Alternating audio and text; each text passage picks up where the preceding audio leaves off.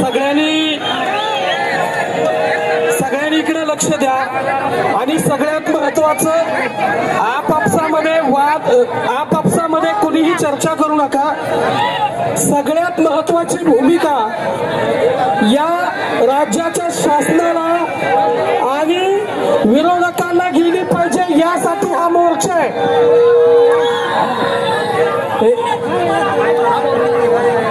नाही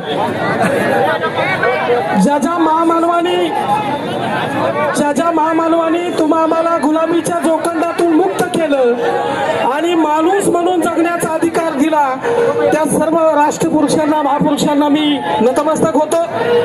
बांधवांनो, माझी थोडी पत्रकार बांधवांना शांत बस. माझी पत्रकार बांधवांना थोडी 2 मिनिटं विनंती आहे की मला हा सगळा मान शेवटपर्यंत बघायचा आहे. तुमच्यामुळे दिसत नाही. थोडं खाली बसा, थोडं चालू राहू द्या. मला शेवटच्या व्यक्तीपर्यंत आवाज येतो का? शेवटच्या पुलावरच्या मागापर्यंत आवाज येतो का? मी जास्त वेळ घेणार नाही. सगळ्यांना बोलायचं आहे. आज लातूर मध्ये झाडावर माग आहे, पुलावर माग आहे. लक्षात घ्या, झाडावर माग आहे, पुलावर माग आहे, जिकडं बघल तिकडं माग आहे. आणि हाच आपला सगळ्यांचा विजय. माझी आयोजकांना 1 मिनिट विनंती, पोतराजांना इथं पुढे बोलवा. पोतराज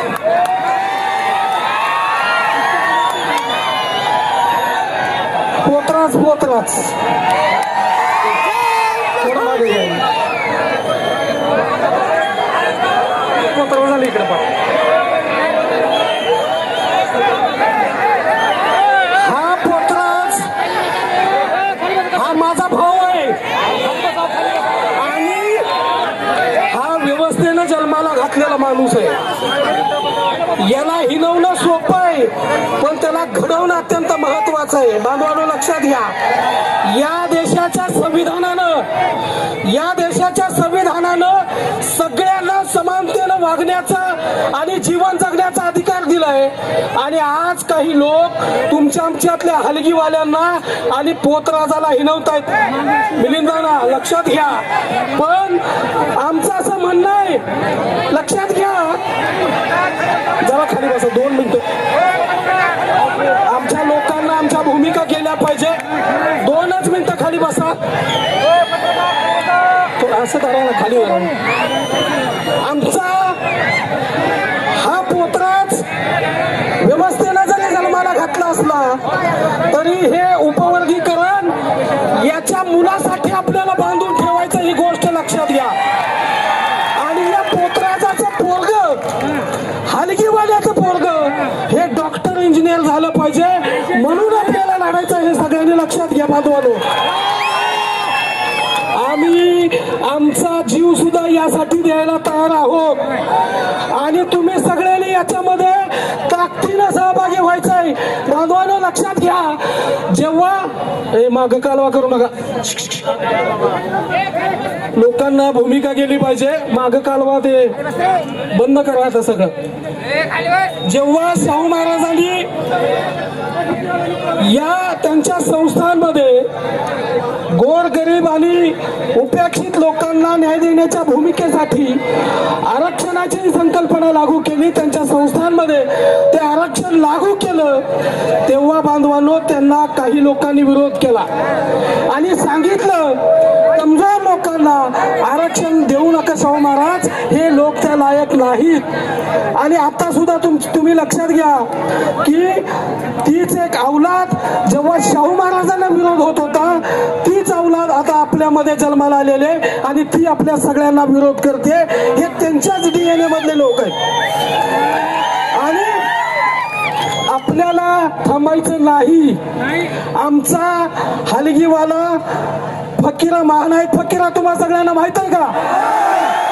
शेवटला माहित आहे का? शेवटला महानायक फकीरा, जेव्हा महानायक फकीरा बेडसगावचा खजिना लुटायला गेले होते तेव्हा त्यांनी झोपलेल्या लोकांचा गैरफायदा घेऊन खजिना लुटला नाही, तर त्यांनी हलगी वाजवली आणि सांगितलं की आम्ही त्या गावाला जागा केलं आणि सांगितलं की आम्ही या बेडसगावचा खजिना लुटायला आलोय, तुमच्यात जर हिंमत असेल तर या फकीरा मांगाला अडवून दाखवा.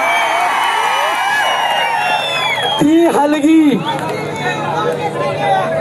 मी हलगीचं समर्थन करत नाही, पण महानायक फकीरानं ही युद्धभूमीमध्ये वापरलेली हलगी आहे, तिला रण हलगी म्हणतात. आणि आता जर आमचं कोणी बांधव पोटा पाण्यासाठी वापरत असेल तर हे मोठ्या भावाचं अपयश आहे.